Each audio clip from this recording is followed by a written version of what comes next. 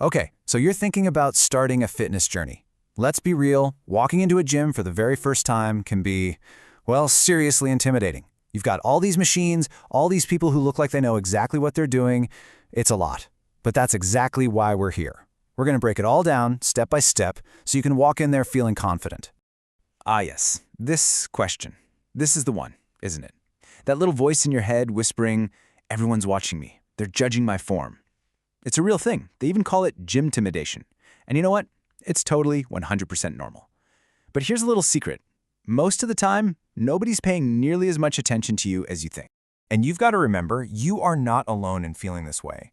Every single person in that gym, even the most ripped person you can see, had a day one. They've all been there. And trust me on this, that uncomfortable feeling, it disappears so fast once you just get started and realize everyone's just focused on their own thing.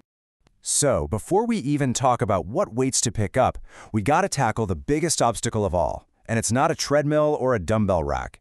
It's the one right between your ears. Getting your head in the game is truly the first rep you'll ever do. It all starts with this one crucial question. Why are you really doing this? Is it for a short-term thing, like a vacation? Or are you trying to make a real lasting change in your lifestyle? Thinking about fitness like a marathon and not just a frantic sprint is the absolute key. It helps you build habits that'll actually stick around for the long haul.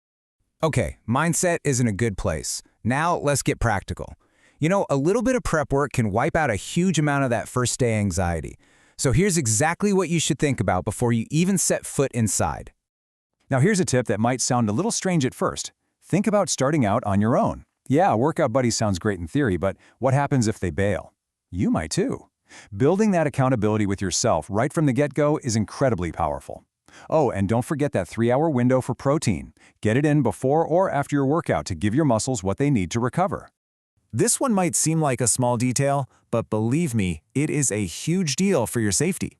Running shoes are all soft and cushioned. That's great for running, but it's terrible for lifting. It's like trying to build a house on a mattress. You want flat, stable lifting shoes that connect you firmly to the ground. It's all about using the right tool for the job. Don't overthink this. Just keep it simple. You need clothes you can move in. And seriously, please don't wear jeans. A water bottle to stay hydrated, and maybe some headphones. But a quick pro tip on gym etiquette. If you've got your music blasting, you might not realize how loudly you're dropping your weights. So just be mindful of the noise you're making. All right, you are prepped, you've walked through the doors, so now what? Let's get into the workout itself. The goal here isn't to do a million different exercises you saw on Instagram. It's all about building a solid foundation with good, clean form. Using a workout split like this is a fantastic way for beginners to get started. The whole idea is to work a certain group of muscles really hard one day and then give them plenty of time to rest and rebuild while you focus on other parts of your body. It's just a smarter, more effective way to train. When you're just starting out, this is your magic number. Forget trying to lift some crazy heavy weight for just a few reps. Instead, aim for a higher rep range, somewhere between 12 and 15. This naturally makes you use a lighter weight, which is perfect for one thing: mastering the movement. You're teaching your body how to do it right. You do not need to spend 2 or 3 hours in the gym. Seriously. Here's a great way to think about it. Whatever progress you're going to make, it'll probably happen in that first hour. The second hour is usually just diminishing returns. It's about the quality and intensity of your work, not how long you're there. Get in, work hard, and get on with your life. So let's look at a few core exercises. The leg press is an amazing starting point for your lower body. It hits your glutes, hamstrings, and quads. And the best part? The machine supports your back so you can move some pretty heavy weights safely without putting your spine in a tough spot. Form is absolutely everything. Make sure your glutes stay pressed into that seat. That protects your lower back. Drive the weight up through your heels. And listen, this is probably the most important safety tip for any beginner. Never, ever lock your knees out straight at the top. Always keep a tiny bend in them to protect that joint. Next up, an absolute classic, and for good reason. The bench press is just a phenomenal exercise for building strength and muscle all across your upper body. We're talking your chest, your shoulders, and your triceps, all in one go. To do this right, your setup is everything. You've got to plant your feet on the floor to create a stable base. Then, this is key. Pull your shoulder blades together and down, like you're trying to pinch a pencil between them.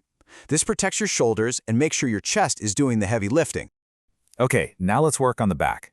The lat pull-down machine is perfect for targeting your lats. Those are the big, wing-shaped muscles in your back that give you that V-taper look and are so important for good posture. Let's make this super simple. Think of it as a two-part move. Most people just yank the bar down with their arms. Don't do that. First, just focus on pulling your shoulders down and back, away from your ears. Then, once your shoulders are set, use your back muscles to pull the bar down. It's a game changer for feeling the right muscles work. You can have the best workout plan in the world. You can show up every single day, but if your nutrition isn't dialed in, you're not going to see the results you want. When it comes to actually changing how your body looks, whether that's losing fat or building muscle, what you eat is the #1 driver. I love this way of thinking about food because it's actually sustainable.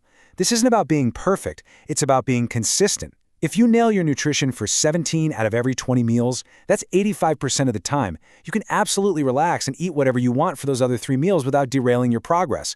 It's what keeps you from burning out. So, how do you actually adjust your diet for your specific goals? It's way simpler than you think. Your protein intake should pretty much stay high all the time. That's what builds and protects muscle. The things you adjust are your energy sources, carbs and fats. If you want to lose weight, you bring them down a bit. If you want to gain weight, you bring them up. It's really that straightforward. So, let's pull all of this together. All these tips are great, but how do you make this fitness thing last for more than just a couple of weeks in January? The secret to a routine you'll actually stick with is to ask yourself these 3 simple questions. Your weekly plan should be a nice blend of all 3 answers. You need some stuff you actually enjoy doing, some stuff your body needs you to do, and maybe one skill you really want to get good at. That's how you build a plan that doesn't feel like a chore. And let's end on this, because it's probably the most important thought of all. Motivation. It's just a feeling. It's awesome when it's there, but it comes and goes. You can't rely on it. Discipline, on the other hand, is a choice. It's the choice you make to show up when you don't feel like it. That is what builds results. That is what turns a new routine into a part of who you are. So, what choice are you going to make?